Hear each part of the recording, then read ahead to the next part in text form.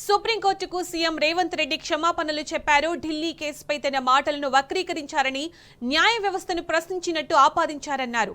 పత్రికల్లో వచ్చిన వార్తలపై బేషరతుగా క్షమాపణలు చెబుతున్నట్లు ట్వీట్ చేశారు. దేశ న్యాయ వ్యవస్థపై తనకు పూర్తి నమ్మకం, గౌరవం ఉందని పేర్కొన్నారు.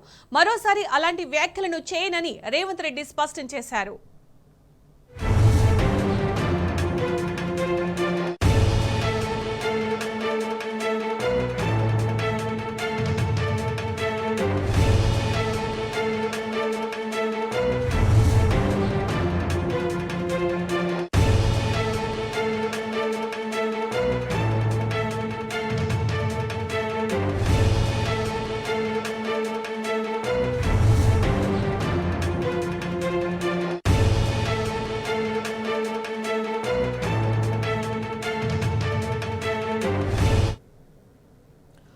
ఓటుకు నోటు కేసును తెలంగాణ హైకోర్టు నుంచి మధ్యప్రదేశ్ హైకోర్టుకు బదిలీ చేయాలన్న బీఆర్ఎస్ నేత జగదీష్ రెడ్డి పిటిషన్ విచారణలో భాగంగా సీఎం రేవంత్ చేసిన వ్యాఖ్యలపై ధర్మాసనం స్పందించింది.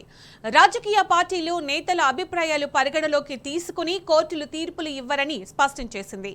రేవంత్ మాటలపై అత్యున్నత ధర్మాసనం ఆగ్రహం వ్యక్తం చేసింది. దేశ న్యాయ వ్యవస్థ అంటే రేవంత్ కు గౌరవం లేదని, మరోసారి ఇలాంటివి పునరావృతం కావొద్దని తేల్చి చెప్పింది.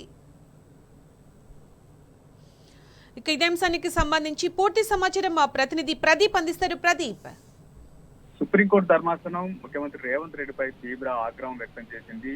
ఏదైతే కవిత బెయిల్ కు సంబంధించి మీడియాతో చాట్ లో ఆయన బీజేపీ బీఆర్ఎస్ ఒప్పందంలో భాగంగానే కవితకు బెయిల్ వచ్చింది. సిసోడియాకు, అదేవిధంగా కేజ్రీవాల్ కు రాని బెయిల్ కవితకు ఎలా వచ్చింది, ఇది బీజేపీ బీఆర్ఎస్ ఒప్పందమే అని చెప్పినటువంటి నేపథ్యంలో సుప్రీంకోర్టు ధర్మాసనం రేవంత్ రెడ్డి వ్యాఖ్యను తీవ్రంగా పరిగణించింది. ఒక రాజ్యాంగబద్ధ పదవిలో ఉండి ఇలా ముఖ్యమంత్రి ఇలా మాట్లాడడం ఏంటని చెప్పి ఆగ్రహం వ్యక్తం చేసింది. ఇటు రాజకీయ పార్టీలను, నేతలను పరిగణలోకి తీసుకొని వారి అభిప్రాయం తీసుకొని మేము బెయిల్ ఇస్తామని కూడా తీవ్ర స్థాయిలో ప్రశ్నించింది. రేవంత్ రెడ్డికి మొట్టికాయలు ఇచ్చింది. దీంతో రేవంత్ రెడ్డి ఈరోజు ట్వీట్ చేశారు. సుప్రీంకోర్టుకు అయితే క్షమాపణలు చెప్పారు. న్యాయ వ్యవస్థ అంటే నాకు గౌరవం ఉంది, నమ్మకం ఉందని చెప్పి ఆయన ట్వీట్ చేశారు. పత్రికల్లో వచ్చినటువంటి వార్తలకు సంబంధించి దాన్ని వక్రీకరించారని చెప్పి తెలియజేస్తూ సుప్రీంకోర్టుకు క్షమాపణ చెప్తూ ఆయన ట్వీట్ చేయడం జరిగింది. మొత్తానికైతే సుప్రీంకోర్టు తీవ్ర వ్యాఖ్యలు చేసి ముందు నుంచి ముఖ్యమంత్రి రేవంత్ రెడ్డి అటు బీజేపీ బీఆర్ఎస్ ఒకటే అని చెప్పి రాజకీయ విమర్శలు అయితే చేస్తూ వస్తున్నారు. ఈ రోజు సుప్రీంకోర్టు ఇచ్చినటువంటి తీర్పును కూడా అటు రాజకీయ కోణంలో చూడడం పట్ల సుప్రీంకోర్టు ధర్మాసనం తీవ్ర స్థాయిలో పరిగణించడం వల్ల రోజు ముఖ్యమంత్రి రేవంత్ రెడ్డి క్షమాపణ చెప్తూ ట్వీట్ చేశారు.